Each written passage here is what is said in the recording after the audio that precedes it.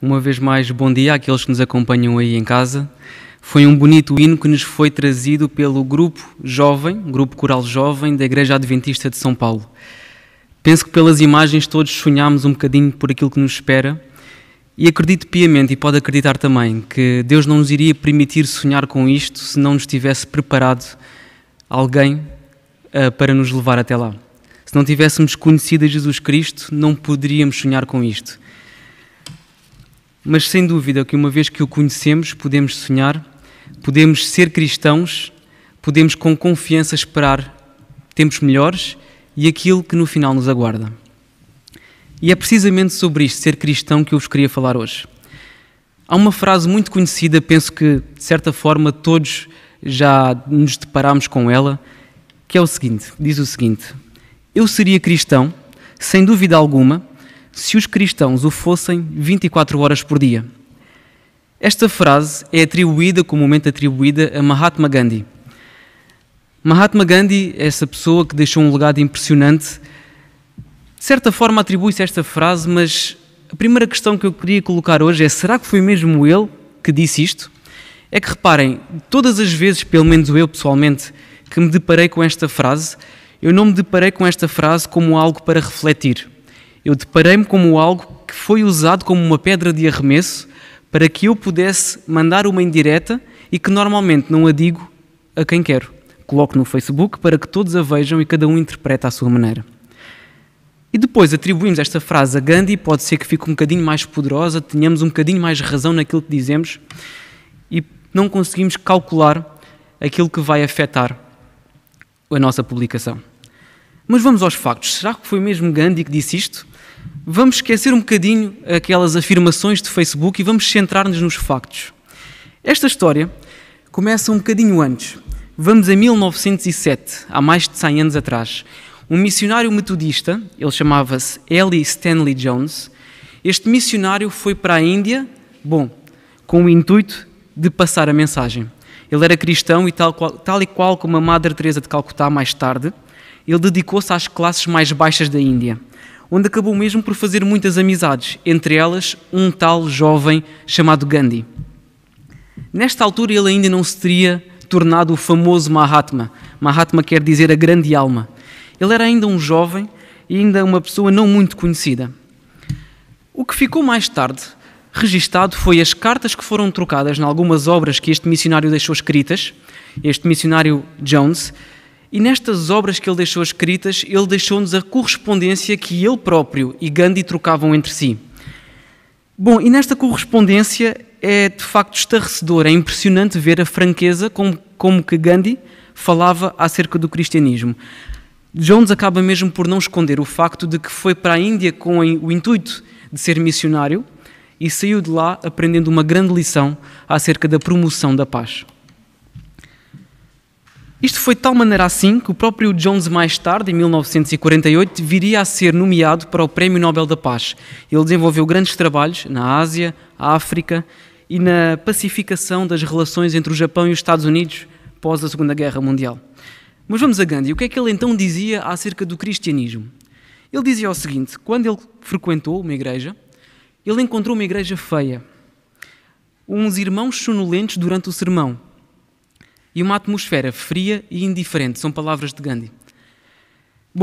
Isto acabou por ser de tal maneira assim que Gandhi sentiu-se compelido a afastar-se da frequência de uma igreja. Jones acaba mesmo por fazer um comentário a esta decisão de Gandhi, dizendo que ela acabou por afetar 400 milhões de pessoas. Porquê 400 milhões de pessoas? Porque este Gandhi era um ativista, viria-se a tornar um dos líderes do movimento de libertação da Índia e perdeu-se aqui uma ótima oportunidade de evangelizar de uma forma eficaz alguém poderoso e influente. Mas há um episódio em particular que acabou por levar Gandhi a tomar esta decisão.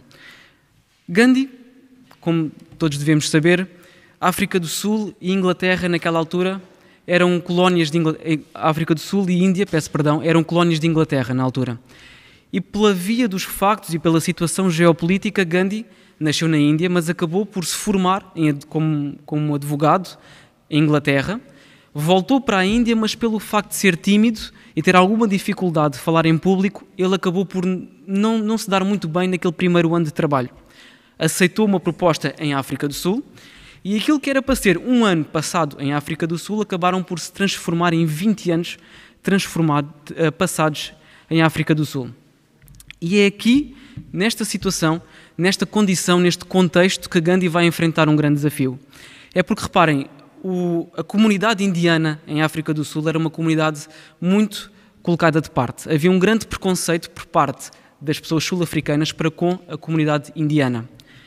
Mas Gandhi nunca foi muito de ficar atrás. Ao fim e ao cabo, ele viria a ser um grande ativista e ele não foi por isso que deixou de se interessar em frequentar uma igreja. E decidiu, certa vez, ir a uma igreja na Índia, na África do Sul.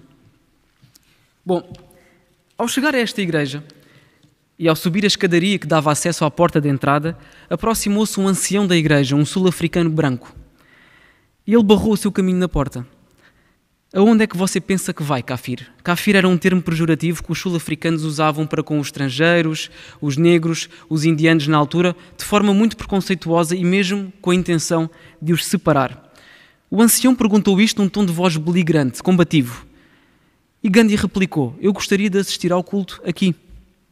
Mas o ancião rosnou: não existe lugar para Kafirs nesta igreja. Fora daqui, ou eu vou ter que chamar os meus assistentes para atirá-lo escada abaixo. Depois de um episódio destes, penso que fica um pouco complicado nós defendermos aquele ancião. Podemos, se calhar, dizer alguma coisa que amenize a situação? Fica difícil. Mas, ao que parece, Gandhi, embora acabasse por negar a frequência a uma igreja, ele nunca se afastou completamente daquilo que aprendeu de Jesus, dos ensinos de Jesus e principalmente dos ensinos do Sermão da Montanha. Esta pequena história que eu vos trago foi adaptada do livro do pastor Rodrigo Silva, O Ceticismo da Fé, que eu aconselho a todos aqueles que puderem a chegar até ele, que o façam e que fortaleçam a vossa fé na leitura deste livro, que é impressionante. Mas vamos a Gandhi. Ele não era, sem dúvida alguma, um homem perfeito. Houve muita coisa que foi, na altura, e ainda hoje é apontada a Gandhi como fraquezas da personalidade dele. Ele demonstrava uma grande dose de racismo, e ficou evidente em alguns episódios, de machismo, e ficou evidente em alguns episódios na sua vida, mas ainda assim não deixa de ser uma pessoa que promoveu a paz de tal maneira que superou no seu legado qualquer coisa má que ele possa ter feita. Não desculpa, mas superou. Mas voltando à frase inicial, eu seria cristão, sem dúvida, se os cristãos o fossem 24 horas por dia, disse Gandhi. Bom, será que é verdade ou é mentira? Que foi Gandhi a dizê-la? É verdade. Mas será que esta afirmação que ele faz é totalmente verdade?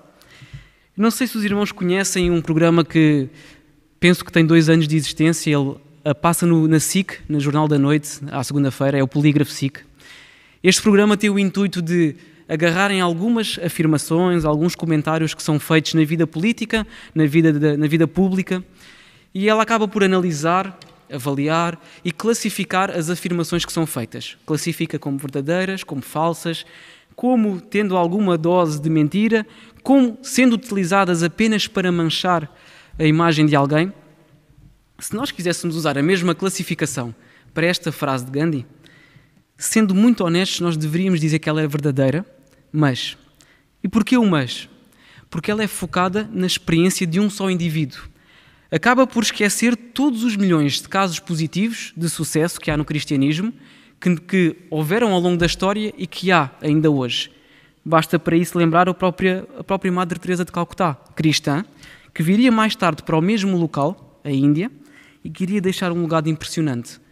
Portanto, nós não podemos simplesmente agarrar nesta frase e querer que todo o mundo a leia como sendo verdade.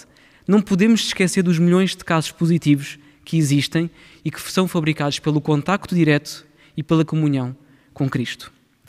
Ainda assim, não quero fugir à pergunta. É que eu ficaria muito mais confortável se a frase fosse mentira e não fosse simplesmente meia verdade. É que, olhemos por exemplo para o caso de Gandhi. A afirmação não passa a ser desprezável porque há bons exemplos. Os maus exemplos continuam lá, ou cá, perto de nós e às vezes bem perto à nossa volta. Será que nós somos possuidores de um ouro imenso E andamos vestidos com roupas velhas, rasgadas e impedimos as pessoas de verem a riqueza que há na Bíblia? Será que esse problema é só de agora? Será que acompanha a história desde os seus primórdios? A história da Igreja desde os seus primórdios? Desde a sua fundação? Vamos à Bíblia. É isso que nos traz cá hoje, esta manhã, e vamos centrar-nos no livro de Tiago. Tiago no capítulo 3. Tiago no capítulo 3 faz um jogo impressionante de palavras entre o todos, o nenhum, para todos, para ninguém. E é aqui que eu queria que nós debruçássemos a nossa atenção e olhássemos para aquilo que nos foi deixado como conselhos pela palavra divina. Tiago 3, no versículo 1 e 2, começa dizendo o seguinte: Meus irmãos, sendo somente poucos de vocês deveriam se tornar mestres na igreja, pois vocês sabem que nós, os que ensinamos, seremos julgados com mais rigor do que os outros. Todos nós sempre cometemos erros. Quem não comete erro nenhum, no que diz, é uma pessoa madura, algumas versões dizem perfeita, capaz de controlar todo o seu corpo. Tiago quer dizer o seguinte: mestres, aqueles que ensinam a palavra, e ele aqui não se está a focar apenas no ancião de Gandhi, está a focar em todos os que ensinam a palavra. E deixem-me acrescentar, ensinar a palavra pelas palavras, pela boca, pela fala, pelo exemplo, pelo nosso comportamento. De certa forma, menos ou mais, todos acabamos por transmitir a Bíblia àqueles que nos rodeiam. Sendo que muitos de nós, ou muitas das pessoas que nos rodeiam, vão nos ver a nós mesmos como sendo a única Bíblia que leram em toda a sua vida. Acabamos todos por ser responsáveis por, de certa forma, ensinar a palavra aos outros. É muito mais um aviso a todos que Tiago faz do que o apontar o dedo a alguns. Mas vejam os versículos que se seguem, estes são particularmente interessantes. Do versículo 3 ao versículo 6 de Tiago 3, Tiago capítulo 3. O versículo 3 começa dizendo o seguinte: Até na boca dos cavalos colocamos um freio para que nos obedeçam e assim fazemos com que eles vão onde nós queremos. Pensem também no navio. Grande como é, empurrado por fortes ventos, ele é guiado por um pequeno leme e vai aonde o piloto quer. É isto que acontece com a língua. Mesmo pequena, ela se gaba de grandes coisas. Vejam como uma grande floresta pode ser incendiada por uma pequena chama. A língua é um fogo. Ela é um mundo de maldade, ocupa o seu lugar no nosso corpo e espalha o mal em todo o nosso ser. Como o fogo que vem do próprio inferno, ela põe toda a nossa vida em chamas. Tiago faz aqui 3 comparações, uma delas por contraste. Comecemos pelo primeiro. Ele, em primeiro lugar, olha para o cavalo e para o freio que se coloca na boca dos cavalos. É um objeto animado, que tem vida, mas um pequeno freio pode dirigi-lo de um ponto para um outro. Há um objetivo, há um princípio e há um fim quando nós colocamos o freio na boca dos cavalos. O navio, um objeto grande, inanimado, mas novamente apenas um pequeno leme é capaz de transportá-lo de um porto para o outro. Há um objetivo, há um princípio, há um fim. Mas depois Tiago olha para a língua humana. Ela é capaz de incendiar, ela é um fogo, ela tem um princípio, mas não tem um fim. Ela propaga-se em todas as direções como o fogo e acaba por levar apenas destruição por onde quer que se propaga. É isto que Tiago nos está a ensinar. É que quando nós falamos e usamos erradamente a língua, nós não estamos a falar com um objetivo. Estamos simplesmente a consumir tudo à nossa volta. Ou seja, aquilo que Tiago está a usar nestas 3 comparações, resumindo, é o seguinte: é que eu posso conduzir alguém a um bom caminho. Eu posso levar uma multidão a um bom porto, mas também posso consumir-me a mim próprio e a tudo à minha volta. Mas vamos continuar. No versículo 7, Tiago continua assim: O ser humano é capaz de dominar todas as criaturas e tem dominado os animais selvagens, os pássaros, os animais que se arrastam pelo chão e os peixes. Mas ninguém ainda foi capaz de domar a língua. Ela é má, cheia de veneno mortal e ninguém a pode controlar. Vejam a forma como Tiago coloca a questão. A dificuldade é tão grande em controlar a língua que ela é maior do que domar os animais selvagens da terra, do mar, do ar. Ele chega mesmo a usar uma hipérbole. Ele diz, é um mal que não se pode refriar. Ou seja, aquilo que Tiago nos está a ensinar é que o ser humano pode muita coisa. E a tecnologia nos dias de hoje já nos mostrou tudo o que é possível ser feito pelo ser humano. Mas não pode domar a língua. Não tem essa capacidade. Não tem esse conhecimento. Mas seguimos. No versículo 9 e no versículo 10 diz o seguinte: usamos a língua tanto para engrandecer ao Senhor e Pai, como para amaldiçoar as pessoas que foram criadas parecidas com Deus, semelhantes a Deus. Da mesma boca saem palavras tanto de agradecimento como de maldição. Meus irmãos, isto não deve ser assim. Aquilo que Tiago estava a dizer parece exatamente uma resposta à história de Gandhi. É porque é exatamente esta a incoerência à qual Gandhi se refere. Da mesma boca saem palavras de agradecimento e de maldição. Se nós usamos a língua para engrandecer a Deus, como é que é possível usarmos em seguida a língua para amaldiçoar aqueles que Deus criou? Versículo 11. Para terminar esta parte, versículo 11 e 12. Por acaso pode a mesma fonte jorrar água doce e água amarga? Meus irmãos, por acaso pode uma figueira dar azeitonas? Ou um pé de uva dar figos? Assim também uma fonte de água salgada não pode dar água doce. E deixem-me acrescentar, ela não só não pode dar os dois tipos de água doce e água salgada, e imaginemos na altura em que Tiago escreveu isto, ninguém iria arriscar uma viagem a uma fonte que fosse inconstante, que fosse incerta. Eu não me iria deslocar alguns quilómetros, que podia demorar se calhar uma manhã, para ir a uma fonte que eu não soubesse que tipo de água me iria dar. Se calhar foi também isto que aconteceu com Gandhi. Ele deixou de ir à fonte porque ele não conseguiu perceber que tipo de água esta fonte lhe iria dar. Foquemo-nos no fogo. Foquemo-nos no fogo porque é aqui que o quartel de bombeiros entra em ação. Nos versículos seguintes, se nós continuássemos a ler o capítulo de Tiago, o capítulo 3 de Tiago, é-nos dita que há dois tipos de sabedoria que o homem pode procurar. Não vamos lê-lo agora, mas o versículo principal seria o versículo 17. O versículo 17 diz o seguinte: a sabedoria que vem do céu é antes de tudo pura e é também pacífica, bondosa, amigável, ela é cheia de misericórdia, produz uma colheita de boas ações, não trata os outros pela sua aparência e é livre de fingimento.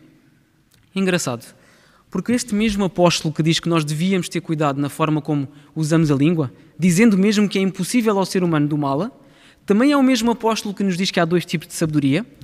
E é o mesmo apóstolo que no capítulo 1 nos tinha dito o seguinte: se alguém tem falta de sabedoria, peça a Deus, e Ele a dará porque é generoso e dá com bondade a todos. Vem aqui o jogo de palavras que eu falava há pouco. Todos tropeçamos em muitas coisas. Ninguém consegue domar a língua, mas a sabedoria que vem do alto é dada a todos.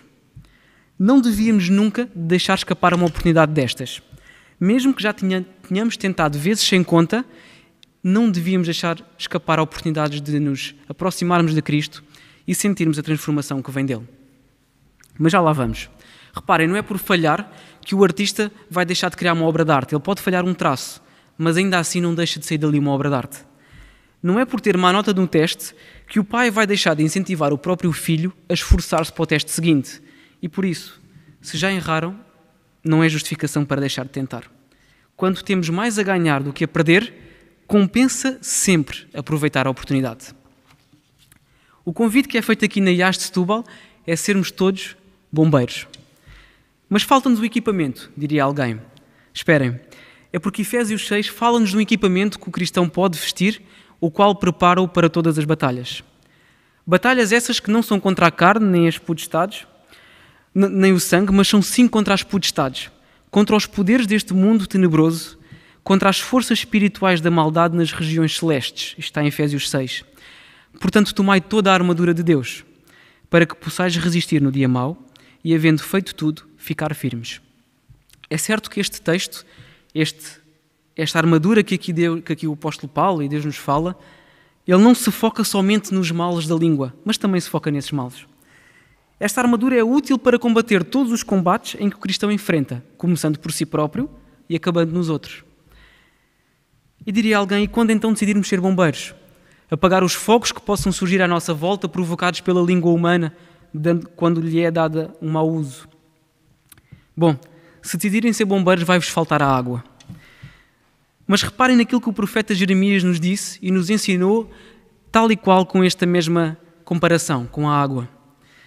Ele diz no capítulo 2, no versículo 13, o seguinte: o meu povo cometeu 2 pecados, e aqui é Deus a falar ao povo através do profeta Jeremias. O meu povo cometeu 2 pecados. Eles abandonaram a mim, é o primeiro pecado que cometeram, a fonte de água fresca, e cavaram cisternas rachadas que deixam vazar a água da chuva.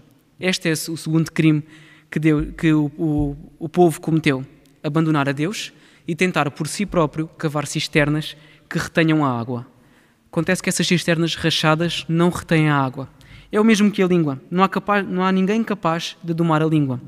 Quanto muito o que podem fazer são poços rachados que não vão reter a água que é útil para apagar o fogo.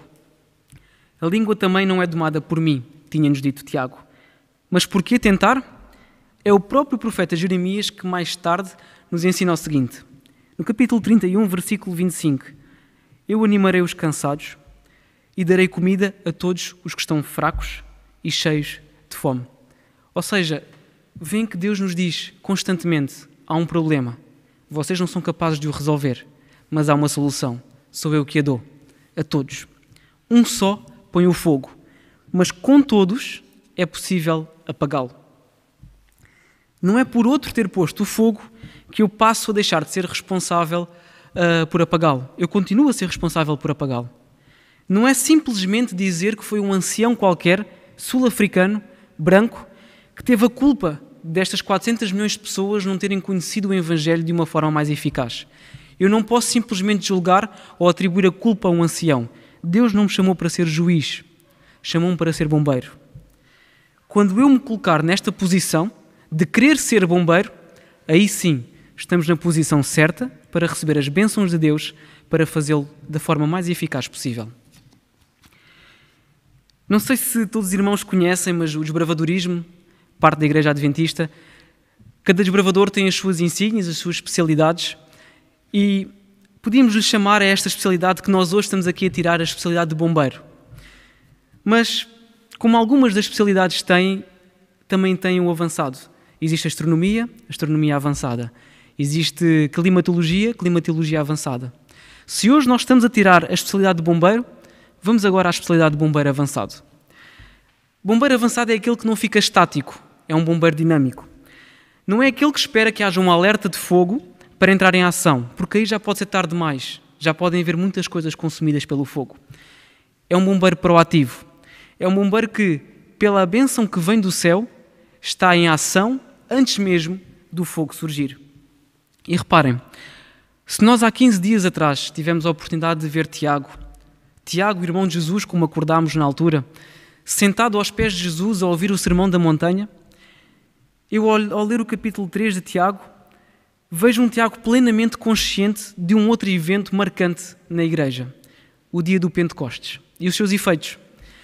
Porque Tiago usou exatamente o mesmo que aconteceu ali para dar-nos esta lição acerca da língua e dos seus efeitos. Venham comigo até Atos 2. Atos 2, não vamos ter tempo para lê-lo todo, mas Atos 2, os primeiros 4 versículos do capítulo 2 do livro de Atos. Começa assim: quando chegou o dia de Pentecostes, todos os seguidores de Jesus estavam reunidos no mesmo lugar. De repente, veio do céu um barulho que parecia o de um vento soprando muito forte, e esse barulho encheu toda a casa onde estavam sentados. E vejam agora. Então todos viram umas coisas parecidas como chamas, que se espalharam como línguas de fogo, e cada pessoa foi tocada por uma dessas línguas. Todos ficaram cheios do Espírito Santo e começaram a falar em outras línguas, de acordo com o poder que o Espírito dava a cada pessoa. Línguas repartidas de fogo. Tiago tinha visto o que a língua, quando é usada pelo poder de Deus, era capaz de fazer. Então ele não se conformava que fosse o homem a usar a língua. Ele queria mesmo que fosse Deus a usar a nossa língua. Daí a sua advertência fosse para que procurássemos a sabedoria que vem do alto, aquela que só Deus pode dar. Não vamos ter tempo para fazer aqui, como já o disse, mas convido a todos os irmãos que possam, mais tarde, ao longo do dia de hoje, nestas horas sagradas de sábado, ler o resto do capítulo de Atos. Vejam o que aconteceu como consequência deste evento, as línguas de fogo que o Espírito Santo desceu sobre aqueles homens. Vejam o discurso de Pedro e os efeitos, principalmente, do discurso de Pedro. quantas milhares de pessoas decidiram naquele dia entregar-se a Cristo. Não foi seguramente por frases feitas no Facebook que essas pessoas decidiram entregar a Cristo. Foi porque havia bombeiros em ação na altura. Foi porque havia a água viva a ser distribuída por todas aquelas pessoas que ali estavam presentes. Eu não devia querer ser apenas bombeiro. Um bombeiro que combate o fogo. Há toda uma fauna, toda uma flora que necessitam que apaguemos os fogos, sim, mas há muito mais a secar por falta desta água viva. A água devia ser levada a todos. Todos deviam ser regados com a água do Espírito. Temos de ser cristãos ativos, dinâmicos. Não fiquemos à espera que haja um alerta de fogo para que sejamos chamados, para que nos levantemos da cadeira, ou que a tal sacudidura nos acorde para uma vida cristã. Temos de ser ativos hoje, agora. O meu apelo vai hoje para que procuremos a sabedoria. Apliquemos na nossa vida e na vida daqueles que nos rodeiam esta sabedoria que vem do alto. Não é a sabedoria de pedras de arremesso que nós às vezes sentimos confortáveis em fazer, mas que não calculamos os danos que fazem no outro.